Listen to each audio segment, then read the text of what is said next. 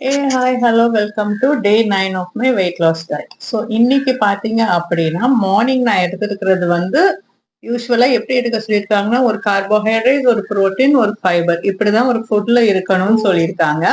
So கார்போஹைட்ரேட்ஸ்க்கு நான் என்ன எடுத்திருக்கேன்னா ராகி, மூங் தால், அதாவது சிறுதானியம், ராகியும் சிறுபருப்பும் சேர்ந்த ஒரு மாதிரி தோசை, அரிசியை சேர்க்காத தோசை. ஸோ அதுதான் எடுத்தேன்.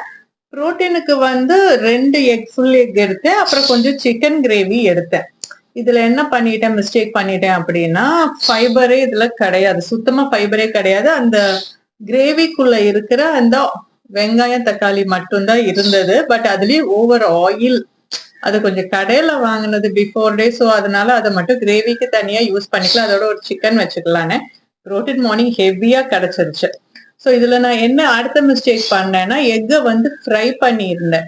ஃப்ரை மீன்ஸ் ஒரு ஒரு டோட்டலா ஒரு டீஸ்பூன் எக் கீ தான் யூஸ் பண்ணேன். அந்த 4 எக்ஸுக்கு, அந்த 2 எக்ஸுக்குமே ஃபுல்லா 1 டீஸ்பூன் கீ தான். அந்த கீல வந்து கொஞ்சம் முருங்காய், கருவேப்பிலை எல்லாம் போட்டுட்டு தோசை தவால திருப்பி போட்டு ஜஸ்ட் ஒரு ஃப்ரை மாதிரி பண்ணி எடுத்து வச்சேன்னா.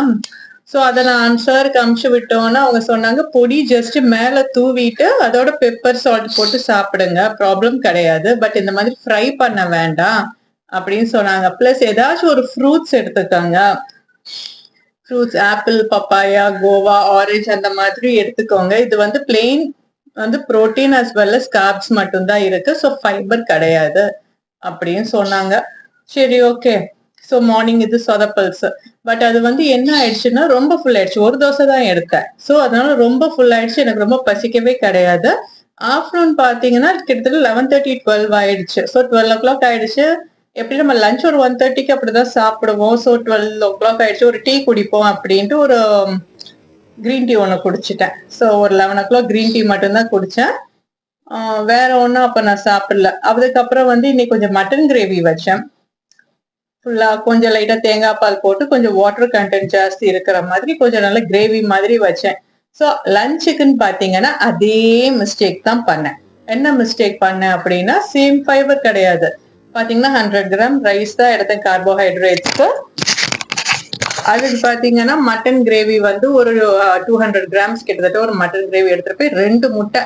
பட் ஆனா அந்த 2 முட்டையில வந்து என்ன பண்ணிட்டேன்னா யோக் எடுத்து போட்டுட்டேன். யோக் வேண்டாம், நம்ம வந்து ஃபுல் எக்கே அப்படியே சாப்பிடுவோம்ட்டு. ஸோ ஃபுல் எக் எடுத்து சாப்பிட்டேன். ஸோ அது வந்து செம்ம ஃபுல்லிங் ஆயிடுச்சுங்க. பட் ஆனாலும் என்ன ஆயிடுச்சுன்னா ஈவினிங் டைம் ஆயிடுச்சு, செம்ம ஃபுல்லிங் ஆயிடுச்சு. அதுக்கப்புறம் நான் எதுவுமே நான் சாப்பிடல, அவ்வளவுதான்.